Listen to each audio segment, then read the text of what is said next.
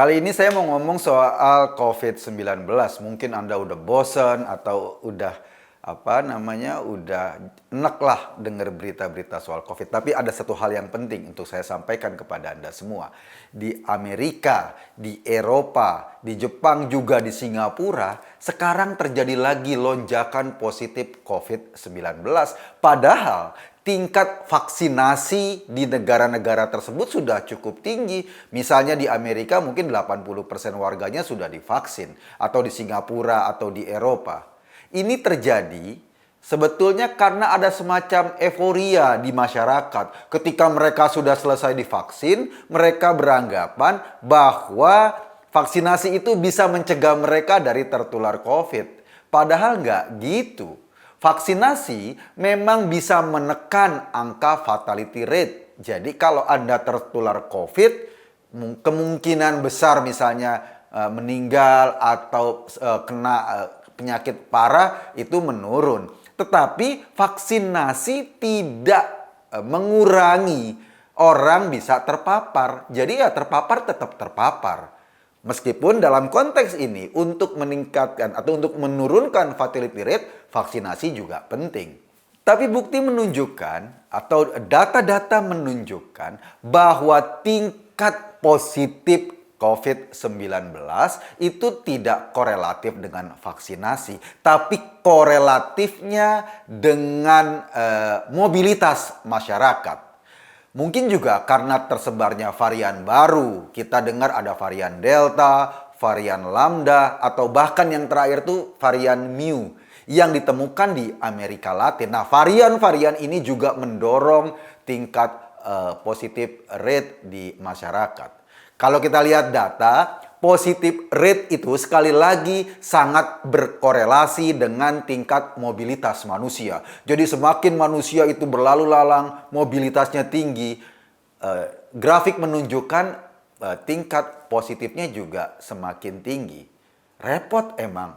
Kenapa repot? Karena keadaan seperti ini memaksa kita untuk terus membatasi diri. Membatasi mobilitas kita, membatasi gerak kita dari satu tempat ke tempat lain. Dan ini berdampak pada ekonomi kita, mau tidak mau. Misalnya industri pariwisata, pasti akan lunglai. Kan pariwisata sangat mengandalkan mobilitas masyarakat. Juga industri hiburan, restoran, rumah makan, bioskop, mall, dan lain-lain itu juga pasti akan berdampak. Atau juga misalnya industri-industri retail, kecuali memang kebutuhan-kebutuhan pokok. Karena menyadari bahwa mobilitas itu berkenaan atau sangat korelatif dengan tingginya tingkat positif rate di masyarakat, akhirnya pemerintah sekarang terus-menerus menerapkan PPKM. Tujuannya apa ya? Tujuannya tadi membatasi mobilitas penduduk. Bahkan misalnya kita semua sudah divaksinasi, Indonesia misalnya tanggal 31 Agustus kemarin sudah menyatakan ada 100 juta masyarakat kita yang sudah divaksinasi, tetapi tetap saja pemerintah mendorong atau tetap memberlakukan PPKM. Jika angka mobilitas berkorelasi dengan positif dan WHO sudah mengabarkan virus ini nggak akan hilang dalam waktu yang lama, maka yang terjadi apa? Yang terjadi adalah kebiasaan dan gaya hidup kita yang berubah. Gaya hidup yang tadinya kita penuh ketemu orang, jalan-jalan, itu pasti akan terjadi perubahan yang signifikan. Setidaknya kita nggak mungkin lagi bisa kembali hidup seperti sebelum COVID. Kita nggak bisa lagi bergaya hidup sebelum COVID. Juga akan mengubah perilaku ekonomi kita. Dipastikan dengan kondisi seperti ini, ekonomi digital itu akan makin dibutuhkan. Kita belanja lewat online, kita belajar lewat online, dan semuanya berbasis online.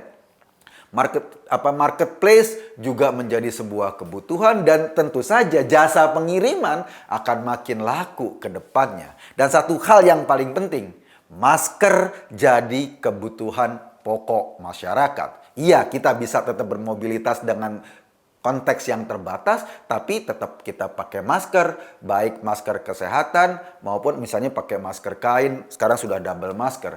Kalau masker bangkuang sama masker lidah buaya ya Ya, itu kan buat kecantikan gitu. Karena vaksinasi hanya memperkuat imun selama waktu tertentu.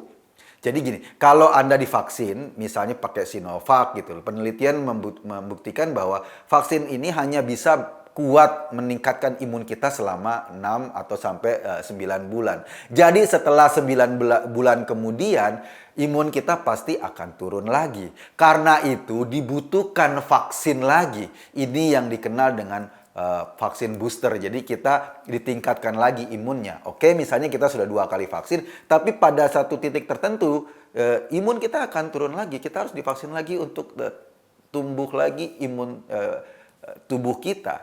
Nah, makanya perkiraan saya tahun-tahun depan kayaknya Indonesia sudah harus menyiapkan atau sudah ada fasilitas vaksin berbayar. Buat apa? Gunanya ya buat kita-kita yang sudah selesai 2 kali divaksin, tetapi sudah lama sekali dan kita membutuhkan imun baru. Kita membutuhkan booster baru.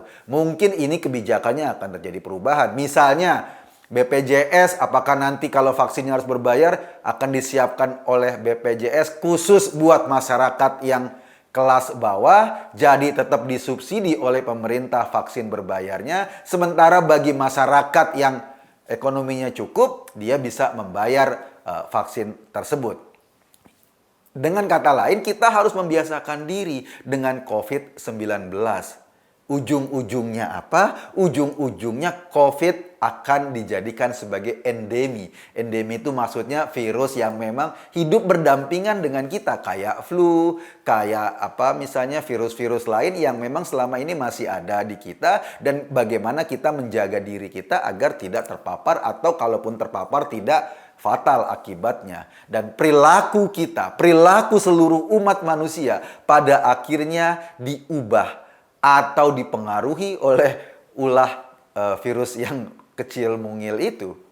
Nah, ini kemudian menjadi hal yang penting untuk saya sampaikan. Kalau Anda sudah divaksin, jangan kemudian jadi euforia. Jangan kemudian jadi, wah kita sudah bebas dari terjangan COVID dan kita bisa berlaku semaunya, melepas masker dan bergerak lalu lalang. Ini yang kemudian mengakibatkan lonjakan lagi. Persoalannya bukan lonjakan orang yang kena COVID-nya. Persoalannya lonjakan itu korelatif nggak dengan sediaan kamar di rumah sakit. Kalau kamar di rumah sakitnya terbatas, yang kena penyakit banyak, yang terjadi apa? Yang terjadi adalah orang-orang yang sakit ini nggak bisa ditangani dengan baik. Karena itu mungkin ya, pemerintah pada akhirnya mau tidak mau harus pakai sistem tarik ulur gitu deh. Kita menerapkan PPKM, tetap ekonomi kita terbuka sedikit, kalaupun kita mobilitas kita nggak tinggi, tapi tidak lockdown. Kenapa? Kalau lockdown kan ekonomi pasti mati.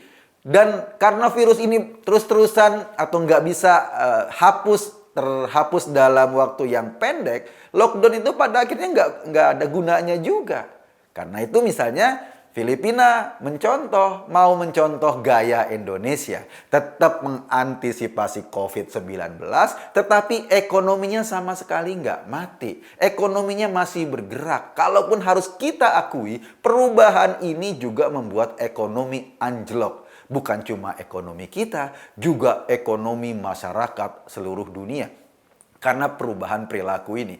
Nah, perubahan perilaku ini menurut saya pasti melahirkan peluang-peluang baru, melahirkan tantangan-tantangan baru agar bisnis-bisnis berikutnya itu memperhitungkan terjadinya perubahan perilaku masyarakat. Dan kalau kita tarik dalam konteks ini, misalnya